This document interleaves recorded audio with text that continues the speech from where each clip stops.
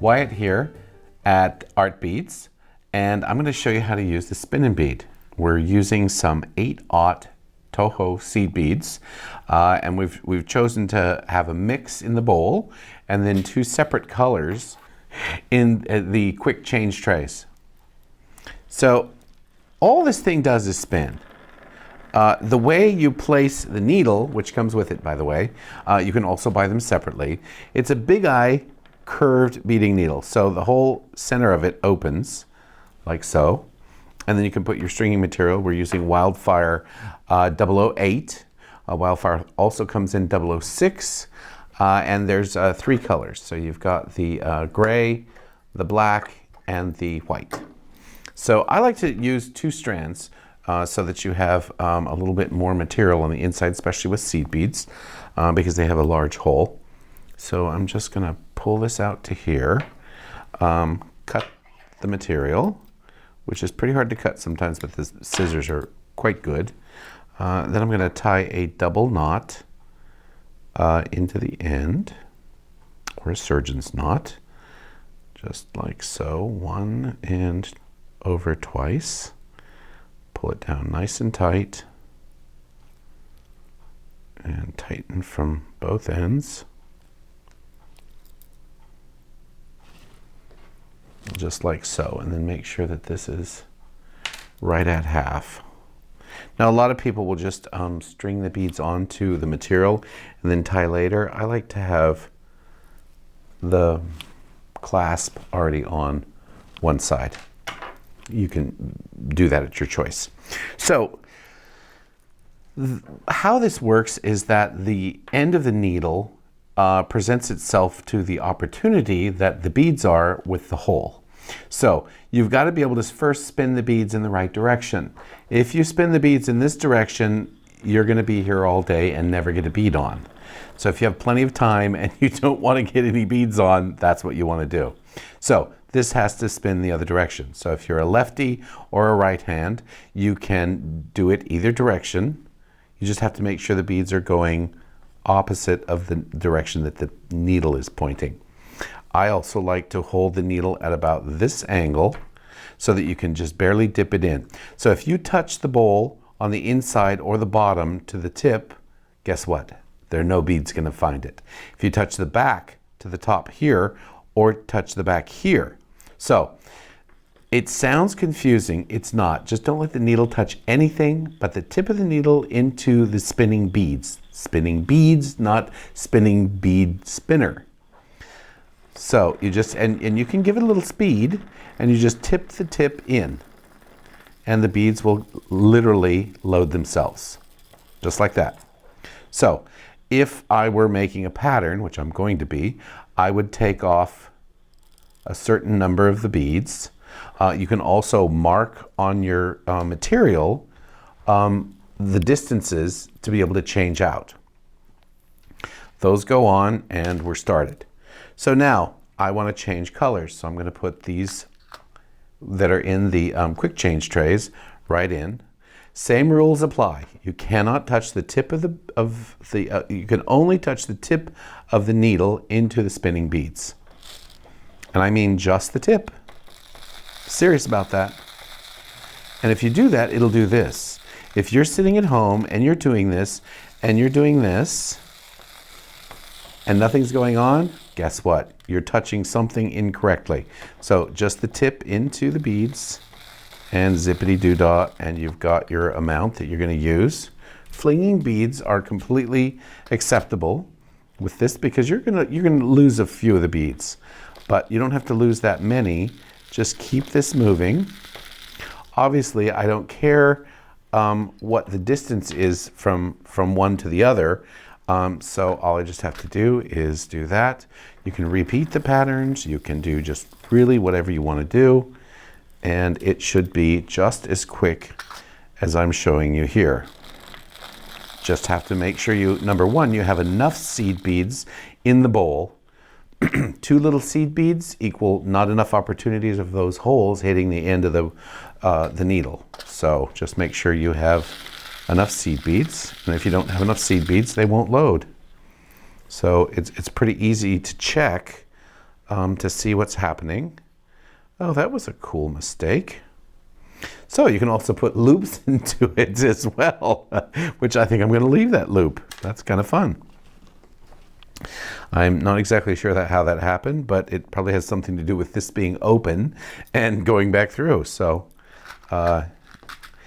someone once told me there are no mistakes in jewelry, just opportunities.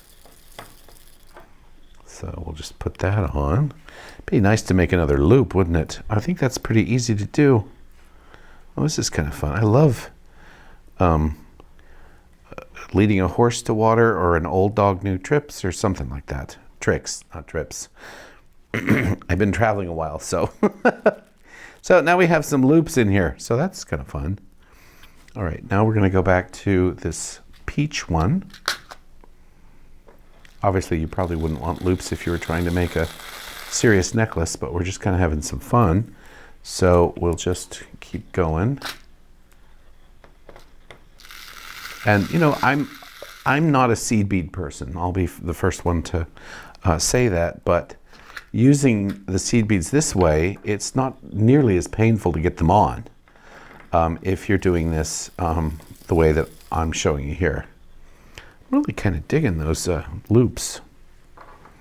And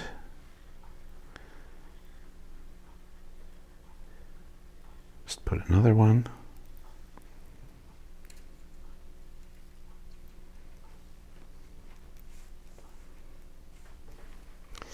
All right, so we've got, this is going to be a choker, clearly.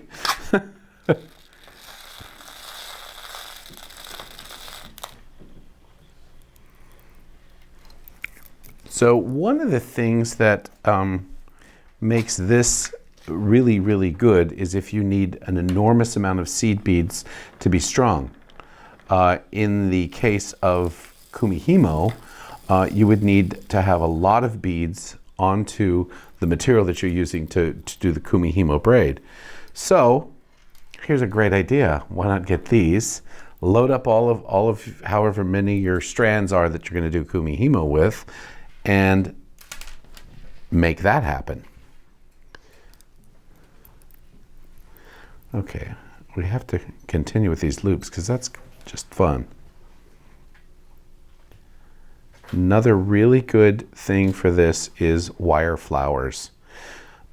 So if you can fashion the wire into a hook like this on the end of your wire, if you're doing wire flowers, you can use the wire. We had some questions, Artbeads, some of your customers had these questions.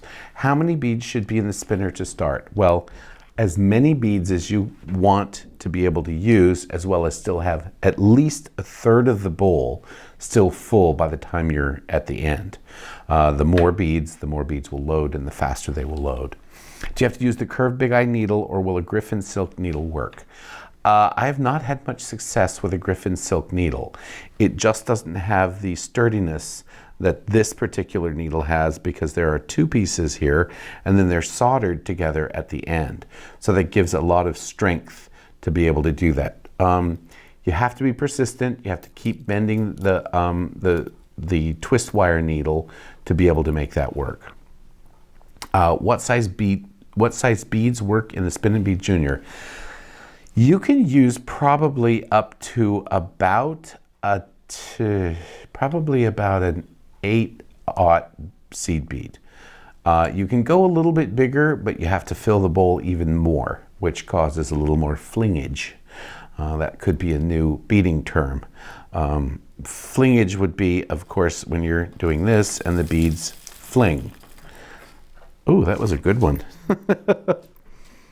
So the smaller the bead, the better. So just keep that in mind. If you can try larger beads, you could try a 4mm bead. Just have to pack them into the bowl or into the quick change tray as fully as you can, and then make sure that the needle can still go in. Can you use 2 or 4 millimeter gemstones? Again, yes, you can, as long as the gemstones will go over the needle and be able to make the curve. That's the important part. You do have to make this curve. Can you use a thin gauge of beading wire? You can use a thin gauge of beading wire, but not too thin. Again, you have the strength issue. So this has some internal structure, but the beading wire is going to be more flexible. So you sometimes can use your thumb almost like you're doing with a pair of scissors with ribbon to be able to get the very end of the wire to form a hook, but it's not real stable. It's more goosey. Okay, so we're going to finish up here with what we're doing so we can tie the other end on after we get some more beads on.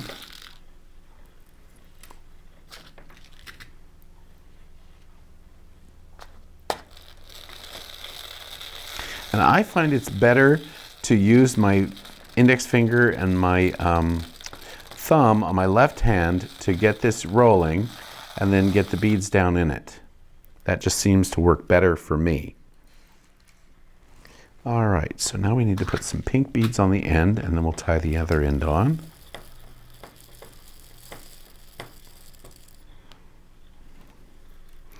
And with less talking, that would have been done much quicker, but of course we need to talk. Oh, we probably have, it's not gonna be perfect, but that's all right. You kind of get the idea of what we want to do.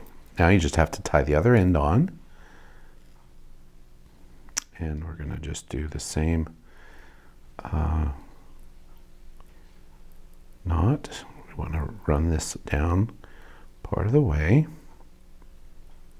and get it down as close as we can and tighten. And you want to leave, I know a lot of people have a big problem with having the beads or having too much material showing. But I really don't mind that, just because it gives the material some room so that it's not too wiry. So basically we have a fun new thing. I learned something new. You can put loops in it like this. You would want to go back and carefully cut the material, the Wildfire 008, right near the knot.